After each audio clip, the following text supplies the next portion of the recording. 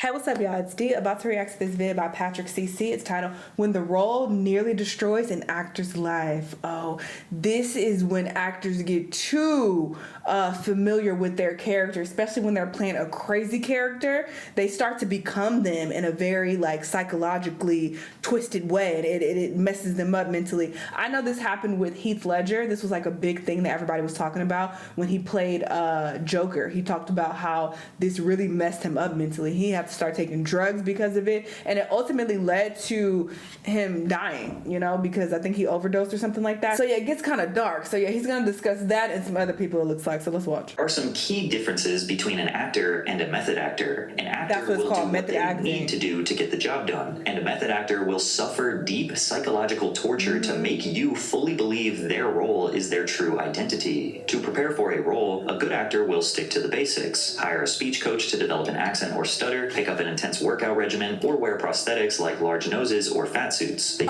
was such a good TV show. That is the best TV show I've seen in a very long time. I've raved about that a lot, but the Penguin, fire, heat. To look like they felt sad, happy, angry, or in pain. However, a method actor doesn't believe it's enough to just look like they have these emotions. They need to actually feel these emotions. And some method actors... Side note, why has my YouTube membership went up? I'm tired of these companies. They keep raising the prices of shit. Why is YouTube Premium $15 now?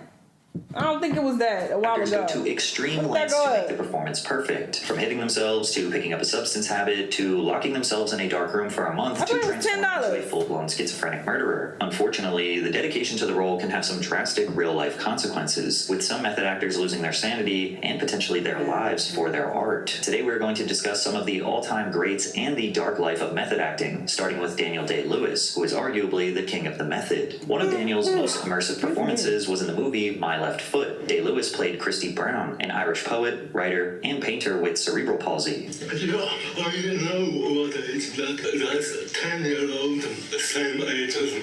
Don't give him any more. What's the problem, Tommy? Touch it, and I'll take you the only part of your... To prepare for this role, Day-Lewis spent most of his free time with kids suffering from cerebral palsy. He wanted to try his best to understand how they struggled and how they felt judged. By the time he arrived on set, Daniel Day-Lewis was completely immersed in his disabled character, and he wouldn't break character for anyone. Daniel's co-star, Kristen Sheridan, found it almost unbearable. He'd call you by your film name, and you'd call him Christy. It was madness. You'd be feeding him and wheeling him around. During the entire film, I only saw him walking once. Lewis's madness would pay off, as this role earned him his first Oscar for Best Actor a year later. However, this was not the end of method acting for Daniel Day-Lewis. He would continue to go to extreme lengths to embody these characters he was hired to portray, focusing on the smallest details that some might argue are not even necessary. For example, in his role as John Proctor in The Crucible, Day-Lewis built a 17th century house for himself only using mid-century tools. He built the rest of the set while remaining in costume the entire time, and he even lived in this replica home without running water or electricity for the duration of the film. As Hawkeye in The Last of the Mohicans, Day-Lewis would not eat anything unless he hunted it down himself in the Alabama wilderness. To Daniel Day-Lewis, method acting isn't really a choice. If he is not able to be a part of his character's world, he believes he won't be able to act at all. I can't say for sure that it necessarily helps me, helps what I'm doing, but I believe that it does. I have a strong belief that it does, and that's really... That's all that matters. That's all that matters. And beyond that, Charlie, I'd say that it's as much to do with this whole thing, as the beginning of this, the life of any individual piece of work begins with a compulsion of some kind, and necessarily you share that with the director, otherwise you might as well stay at home. You share that shared sense of urgency to tell that story. And this unleashes a curiosity that is very hard to satisfy. And that curiosity leads you into all kinds of strange and unknown places. It really seems to me to be part of the pleasure of that work. You explore that world, you discover it, you create it to some extent yourself. Why the hell not hang around there for a while? By hanging around in these made-up worlds he created, Daniel has helped make some of the greatest movies in history, like Gangs of New York with Martin Scorsese, or Paul Thomas Anderson's There Will Be Blood. Louder, say it louder! I've abandoned my child! I've abandoned my child!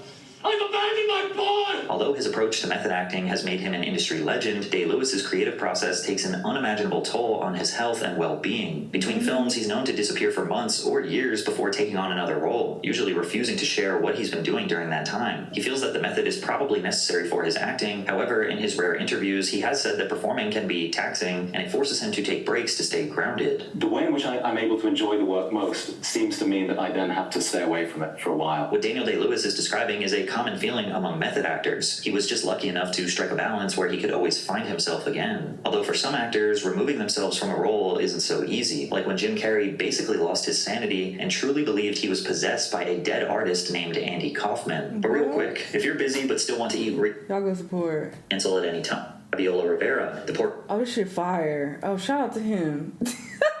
Listen, I'm sponsored by Factor at the moment, and their food is good. I'm not gonna lie. I don't lie. It tastes good. But Cook Unity, I recently tried them and paid with my own money. Y'all go support. I mean that. That shit was good. to get 50% off your first order of chef-made meals delivered fresh to your door. In the 1990s, Jim Carrey became a comedy icon in Hollywood, starring in classics like The Mask, Dumb and Dumber, and The Truman Show. He had become a bigger star than most actors or comedians could possibly dream of. And while he might not have claimed to be a method actor, he often heavily immersed himself in most of his roles. Over time, he felt that identity was an illusion, and he was done playing a game he saw as completely meaningless. It's not our world. None of this is real? Nope. So you're just We passing don't that? matter. We don't matter. Oh. In fact, there was one specific role that made Carrey realize he lost his sense of self, which was during the film Man on the Moon, a biopic about his idol, performance artist Andy Kaufman. I don't know if you call it method acting or whatever. It's like he was going to channel Andy Kaufman. He became Andy Kaufman for these 80 days that he was on the set that we were filming this movie. Calling Andy Kaufman a comedian feels like an oversimplification. He was an enigma. His entire career was basically an experiment in how far he could blur the lines between comedy, performance art, and real life. During one of his comedy sets, Kaufman started reading The Great Gatsby verbatim. No jokes, just reading it straight. When people started leaving or booing, he kept going, totally deadpan, treating it as an actual performance. Andy even started wrestling women at his comedy shows. He'd trash talk women, say they belonged in the kitchen, and challenge them to real matches. Oh my God. He even created alter egos that became famous in pop culture. The most prominent one was irreverent lounge singer Tony Clifton. The character was a chronic smoker and drinker who would show up at random events or television shoots with prostitutes. To add to this confusing performance art, Andy Kaufman's longtime friend Bob Zmuda would often play Tony Clifton, making some people believe Clifton was a real person since Andy and Clifton would be in the same room at once. Kaufman also loved professional wrestling, mostly because of the art of kayfabe, which is the established practice where wrestlers and their storylines are presented as real even though they are staged performances. Kaufman's rivalry with Jerry Lawler was one that brought professional wrestling into the mainstream. Their commitment to kayfabe was so legendary that it made audiences believe they genuinely hated each other. After one fight with Lawler in the ring, Andy Kaufman spent 3 nights in the hospital, but he wasn't actually hurt badly. He could have left in a few hours. He committed to his fake injury to make their next stunt more shocking. Kaufman showed up to an interview with David Letterman wearing a neck brace. Then the two traded insults before Lawler slapped Kaufman, and they broke out into a fight in front of a live studio audience. Now remember, Lawler and Kaufman were acting. They were actually friends in real life. Kaufman's performances confused people so much that when he died from lung cancer in 1984, a lot of fans believed his own funeral was just another prank. But Lawler and Kaufman remained so committed to their art that when Andy Kaufman died in real life, Lawler still remained in kayfabe. But really, I am not, I've had calls all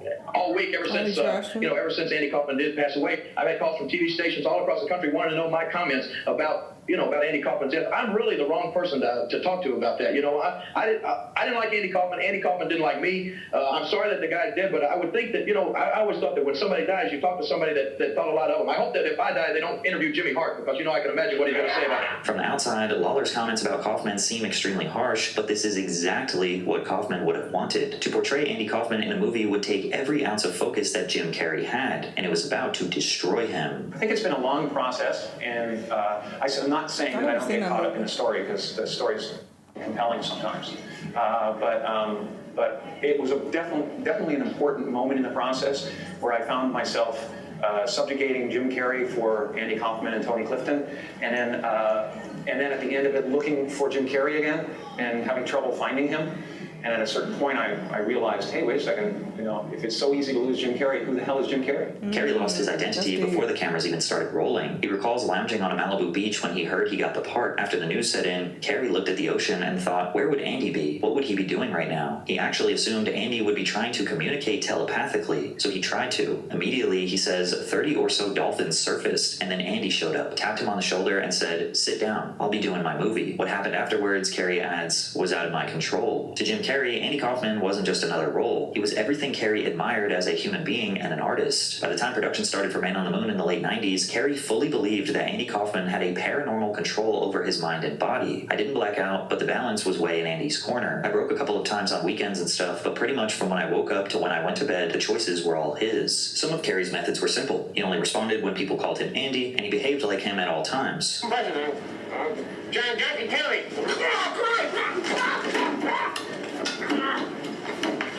But then he started taking it much further. Carrey threw temper tantrums like Andy, showed up late and drunk to set like Andy, refused to say his lines like Andy, and he even disrespected and talked back to producers like Andy sometimes did. The entire cast were forced to hang out with Carrey's version of Andy Kaufman and his alter egos for the next 4 months, which led to some of the cast feeling like Carrey was a total nightmare to deal with. Man on the Moon. Oh, it was challenging. It was not easy. You know, he was great, but it was tricky. You know, because it was sometimes hard to just kind of fit yourself around what he was doing. What was going on off camera was more insane than the actual movie. So it's Jim Carrey playing Andy Kaufman, who's playing Tony Clifton? Tony Clifton, yeah. So it was like, whenever he was Tony Clifton, it was particularly mayhem. Yeah, browbeating everybody, and he was walking around with stinky cheese in his pockets, and he was smearing stinky cheese on people. When he'd hug you, he'd be like, give me a hug, give me a hug. And he would stinking and... Who pushed back the hardest? Who said, get the off me? I don't know that anybody did. That was the thing, is that it was such a weird assault that I think people just, they were so kind of stuck there in the headlights that you couldn't really tell them about. We're just like, okay, because it was just sort of, it just occupied the whole room. Jim was so unbearable that Universal refused to let the behind-the-scenes footage get released because they didn't want the world to think that Jim Carrey wasn't told. The very first time I saw him, around the set of Universal Studios, and all of a sudden I see, bam, this big glass bottle of juice or orange juice or something comes flying through the air, almost hits me, and I'm like, what the heck? And I look over, and there's Jim Carrey, dressed as Andy Kaufman. He says, I'll get you, Lawler! And then he runs inside the trailer. On more than one occasion, Carrey actually hung out with Andy's real family on the set while portraying their deceased son, providing anyone still grieving Andy's loss with closure. He even got in contact with Andy Kaufman's daughter, who never met him, to give her the chance to say, I love you. Luckily, the family was supportive of this, with Kaufman's sister saying, I wouldn't want to do that, but that's crazy. He wasn't being shticky when he was being Andy with us. He was almost trying to give us a gift. At the time, Jim's performance was controversial. Critics, cast, and crew were unsure if Jim was just doing what was necessary to accurately, artistically represent Andy Kaufman, or if he was just kind of being a dick. Unfortunately, Jim Carrey is far from the only actor to push things a bit too far. Some actors embracing the method lose control almost entirely, creating performances that cause serious harm. Like when Val Kilmer decided to transform into the Lizard King of rock and roll and was accused of giving a young actress lifelong trauma. Oh, that's him? He was the fine? King of rock and roll and was accused of giving a young actress lifelong trauma. Val Kilmer was one of the most famous action movie stars in the business, starring in massive hits like Top Gun and Tombstone, but nothing could have prepared Kilmer for his role as Jim Morrison. Morrison was the frontman of The Doors, a 1960s band fueled by sex, drugs, and rock and roll. But like a lot of artists at the time, the drugs got the best of him, and he always had a difficulty holding it together. I'd like to do a song or a piece of music that's just a pure expression of joy, the coming of spring, or the sun rising, just pure, unbounded joy. As a rock musician, Jim Morrison is seen as one of the greats, making legendary songs like Light My Fire, Riders on the Storm, and Break On Through to the Other Side. However, his behavior on and off the stage was unhinged and reckless. During a performance in Miami, Morrison was charged with indecent exposure, shouting profanity and exposing himself to the audience. When confronted about this, or anything else, Morrison just didn't care. He never took advice from anyone. He refused to change, even for his friends and family. His drug use became more excessive, and he was known to have violent episodes where he'd turn on band members or girlfriends. There was one incident where a fight escalated so much that Morrison allegedly held a knife to one of his groupies. But Morrison achieved a level of status that made him immune to criticism. He was so famous that people still defended his behavior as typical rock star antics. He told me, you'd be in a party, and it'd be the most beautiful chicks and the best drugs, and everyone's, feeling it, and then Jim Morrison would show up, shove someone down the stairs, and then go lay in the street until the cops come. He goes, that's bullshit. He fucked up the whole scene, and I was like, it's kind of cool. It's kind of punk. Morally aligned or not, nobody deserves to go the way Jim did, as Morrison's drug habits sadly got the best of him, and he died at the age of 27 of cardiac arrest. To become Jim Morrison, Kilmer locked himself away and memorized 50 songs from The Doors to perfect his voice, which is a major feat considering most actors just lip sync in fear of doing something wrong. Kilmer then dressed like Jim, walked like him, and moved like him for months until he matched his mannerisms perfectly. But to capture Jim Morrison's unpredictable behavior, Val Kilmer felt that he had to embrace everything that Morrison was, was, and this took a really dark turn, especially when it came to how Kilmer captured Morrison's controversial relationships with women. Val, how did you survive to making this movie? Because really it was as much as survival as just being an actor with all the things you had to go through. Yeah. Movies usually are about endurance, prayer, drinking that carrot juice. I didn't get seduced into his style of living, but I had to and needed to for the role to be as disciplined as he was in his escapades. He was a very disciplined drinker, as much as he was a disciplined artist. I mean, he was looking for inspiration every second of the day. Meg Ryan said it kind of got to her after a few months, a little bit, the darkness and just the... Well, I too, I'm provoking. She's getting hammered, so that hurts. No, as much as it hurt to do it, it hurts to be on the, someone calls you point of view, you start flinching. In the wake of the Me Too movement, former actress Caitlin O'Heaney made some serious allegations about her experience auditioning for the role, saying Val Kilmer physically assaulted her while everyone around stood and watched it like it was normal. During the audition, Kilmer unexpectedly struck me in the face and knocked me to the ground. When I got to the room, Val Kilmer picked me up and shaked me, throwing me down to the floor. Stone just stood there the whole time, laughing. Some of the crew have rejected O'Heaney's claims, like casting director Ramon Garcia, who said O'Heaney and all other actresses were warned that they would be reading a volatile scene that could result in physical contact. I remember there was a moment Val pinned her to the wall, all part of the scene, she explained, adding that she immediately stopped the scene before it got carried away. But others still see it as suspicious, considering O'Heaney went to the police right after the incident, making a formal report. And the fact that Stone and Kilmer reached a settlement outside of court makes things a little more suspicious. Because of his dedication to the immersive performance, rumors have circulated that Kilmer needed therapy after the role. And if this happens to be true, he's not alone. Replacing one identity for another, especially for long periods of time, often has a price. There's actually a science behind why people have trouble finding their sense of self after becoming another person. In a study called Becoming a Character, Dissociation in Conservatory Acting Students, psychologists attempted to discover the impacts of method acting and what it does to the human brain, using the Dissociative Experiences Scale, DES-2, measuring the disconnect between the mind and reality. Giving the test to actors before and after 6 months of training, doctors found that, although no significant changes occurred over time, acting students scored significantly higher than the general population on the DES-2, showing traits that psychologists find when looking for psychopathy. And while this doesn't mean actors are psychopaths, it does mean they are entering a sort of flow state that can lead to psychopathic tendencies. In theory, given enough time, this proves people can lose their identities to the point where they believe they are someone else. What's interesting is that this same phenomenon was found in law enforcement officers who have to go undercover. In a study conducted at Cedarville University, an investigation into undercover policing revealed that most cops I feel like there have been movies made about this. To stay in character for long periods of time. In criminal organizations, they witness horrible crimes, heists, and even murder. Yet this isn't what cops have trouble forgetting when they finally go back to normal. I feel like the title of the movie is escaping me, but I feel like there is a movie where it was an undercover cop and he was playing this bad guy. He may have been dealing drugs or something, and he got so caught up in, pretending to be a drug dealer, like he was actually involved in it, and like he turned into like a crooked cop. Like that became his life. Like he ended up, being the bad guy in real life in the movie.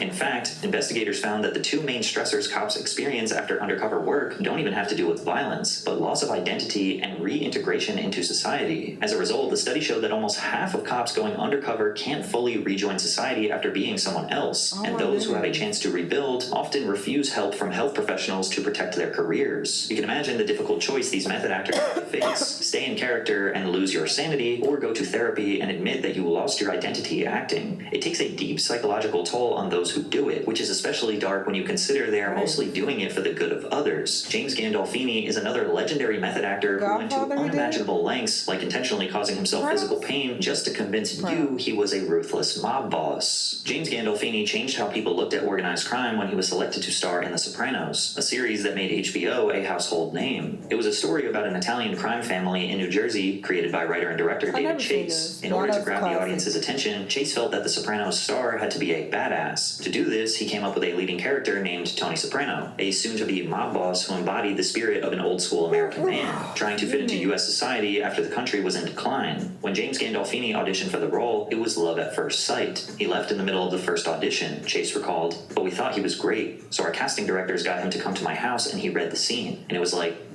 bang. But Chase had no idea what lengths the actor would go to bring Tony Soprano to life. James Gandolfini's co-star Michael Imperioli, who played Tony's nephew, Christopher Moltisanti, described his first real experience with James' method in an interview on the Joe Rogan Experience. Like anything, you start to see what you have, like what are these actors bringing, what are they playing to their strengths and what kind of qualities they're bringing to it.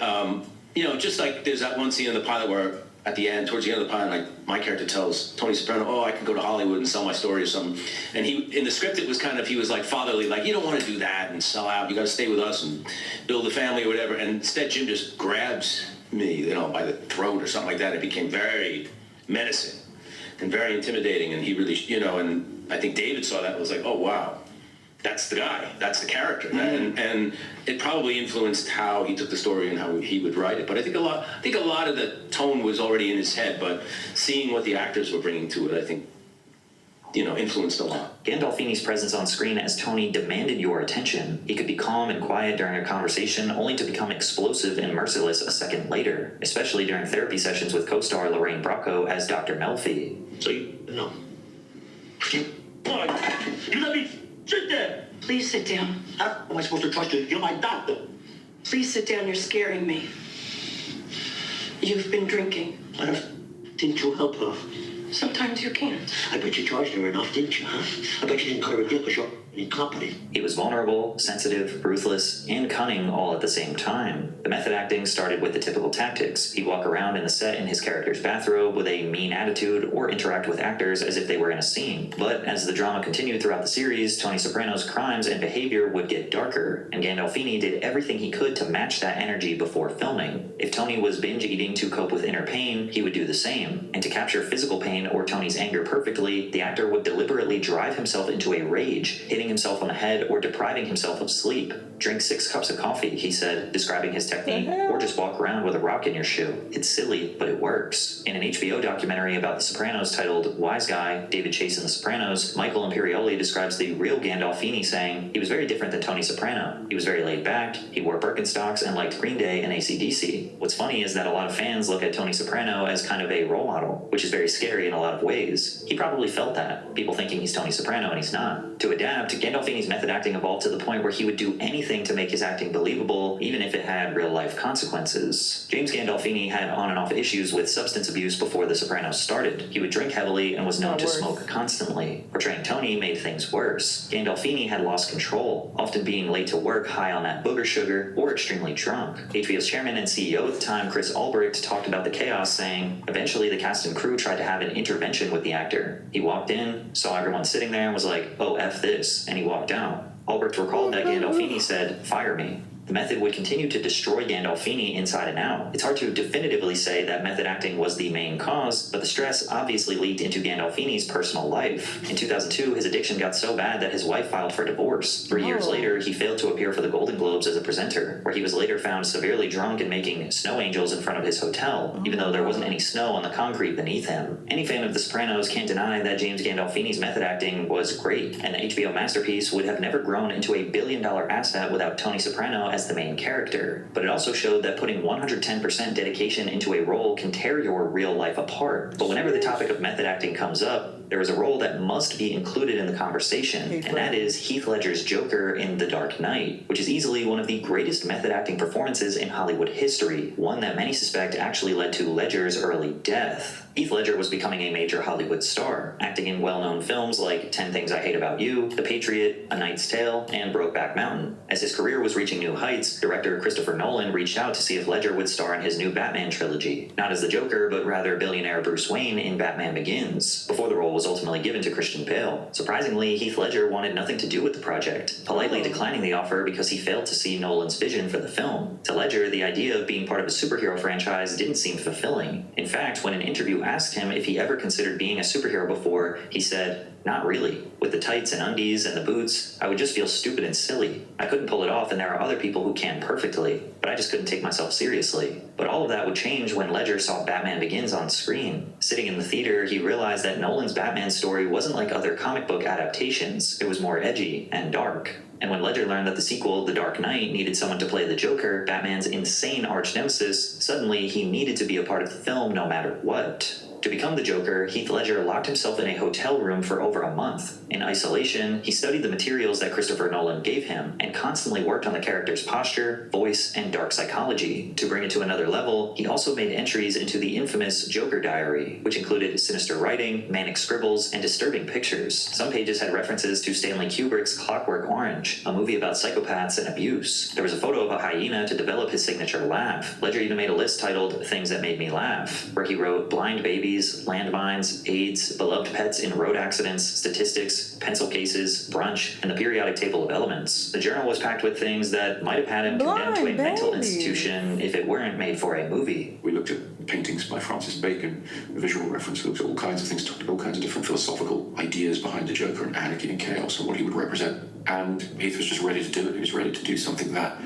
big. During filming, Ledger had immersed himself so deeply into the role that even his cast members could not help but be a little apprehensive. He'd look at the diary to tap into his foreign personality and then bring that intensity into every scene. Ledger even told Christian Bale not to hold back when hitting him during fight scenes, which freaked Bale out because he had been training his body to look like a lethal weapon. He was kind of egging me on. I was saying, you know what? I don't need to hit you. It's going to look just as good if I didn't. And he's going, go on, go on, go on. He was slamming himself around, and there were tiled walls inside of that set which were cracked and dented from him hurling himself into them. When people finally saw the Batman movie, most of the audience didn't even know it was Heath Ledger behind the mask of paint. He turned into something truly evil, willing to destroy the world just for the fun of it. Ledger's portrayal of the Joker is so damn good that every other actor who plays the comic book villain almost looks like they're trying to do an impression of it. Yeah, which is why I hate this, because I really like the Joker with whatever this nigga name is here. Damn, very popular man. His name escapes me. But yeah, I feel like people were so hard on his depiction of Joker because Heath did such a flawless job, and I don't think that's fair. It's like, no, he was no Heath Ledger, but he still did a great job. I really liked it. Like, I was expecting it to be so bad. Maybe that's why I really enjoyed it, because my expectations were in hell. They were so low because of the criticism that I saw. But when I watched it, I was like, wait, this is actually good. And I'm referring to like the initial criticism, because I feel like I said this before recently, or not recently, I don't know when I said this, but people were like, no, this got great ratings and reviews and da-da-da. That was not the case when this first came out, okay? If you know, you know. People were shitting on this heavy. When I say people, I mean like fans of like Batman and the, you know, series and all of that. Like it was getting bad reviews, and people were like really saying like how horrible it was. I feel like over time, people started to adjust to it, and then I think it won awards and stuff, and I feel like when it got that approval, then people were like, all right, it's good. But I'm talking about the initial response from like the public and like the fans. They were shitting on this. So yeah, I was expecting it to be bad, but when I watched it, I was like, wait, this is good. Damn. And then yeah, it went on to win awards and whatever. And after The Dark Knight's release in 2008, Heath Ledger's work had finally paid off. Securing over $1 billion at the worldwide box office, it's considered to be the greatest Batman film of all time. It is. Now, we have covered extensively in this video about how many of the great method actors lose themselves, their sanity, and often turn to substances to cope with the psychological torture. Therefore, many just assumed that Ledger was dealing with the exact same thing. After all, his preparation for this role was just as immersive and dedicated as the previous actors I mentioned. However, one key mistake Ledger made was jumping right into another film role after The Dark Knight called The Imaginarium of Dr. Panarsis. And we know the best way to find balance in this brutal world of method acting is to take time off and recalibrate before jumping into a new identity. Tragically, before the movie's release in 2009, the 28-year-old actor was found dead in his Manhattan apartment. On his nightstand was a new prescription and a bottle of pills. Heath Ledger's death was revealed to be an accidental overdose, but that wasn't a good enough explanation for the people who felt like they lost a living legend. Rumors circulated about whether or not he lost his mind after The Dark Knight. Fans and journalists cited something Ledger had said in a New York Times profile while the movie was still in production. It is a physically and mentally draining role. Nolan's Joker is a psychopathic, mass-murdering, schizophrenic clown with zero empathy. This rumor became fact in the court of public opinion that the Joker role killed Heath Ledger. However, the truth was Ledger had been dealing with insomnia years before the Batman trilogy existed. To try and sleep, Ledger would take a lethal cocktail of prescription medications including Oxycontin, Vicodin, Valium, Xanax, Unisom, and Restorol. Heath's own sister, I can't imagine that helped. Reportedly told him in private, "You can't mix drugs that you don't know anything about." Today, people debate whether or not Ledger would still be with us if he did not take on the role as the Joker. Now, I'm no doctor or medical professional, so we can't definitively say that this role was the reason for his early passing, but because of of what we know about the deep psychological ramifications of method acting, combined with a toxic combination of prescription pills, it was a tragic disaster waiting to happen. Yikes. Yeah, that is really unfortunate. R.I.P. to him. And the difference between him and like the other actors that he mentioned, they were not playing a role as crazy as the Joker. Like the Joker was insane. Like he, you know, talked about Tony Soprano, and although he was like a bad guy and tough and crazy, he wasn't Joker. Like you really have to, you know, psychologically go to a dark, like twisted place to play that role, and that's what he did. And then I can't imagine that helped with his mental state and his mental health and his ability to sleep. So it does sound like it made it worse. Obviously, I don't know what ultimately led to, you know, his death, but it sounds like it, you know, contributed to it to some degree. But yeah, very, very wild stuff. I mean, these people, they really commit to these roles, so you have to give them their props for their determination and their dedication to the roles. But at some point, you gotta put yourself first and be like, all right, this is going a little too far, you know? But yeah, R.I.P. to Heath Ledger. This is crazy. Y'all let me know what y'all think, and I'll see y'all on the next time. Bye.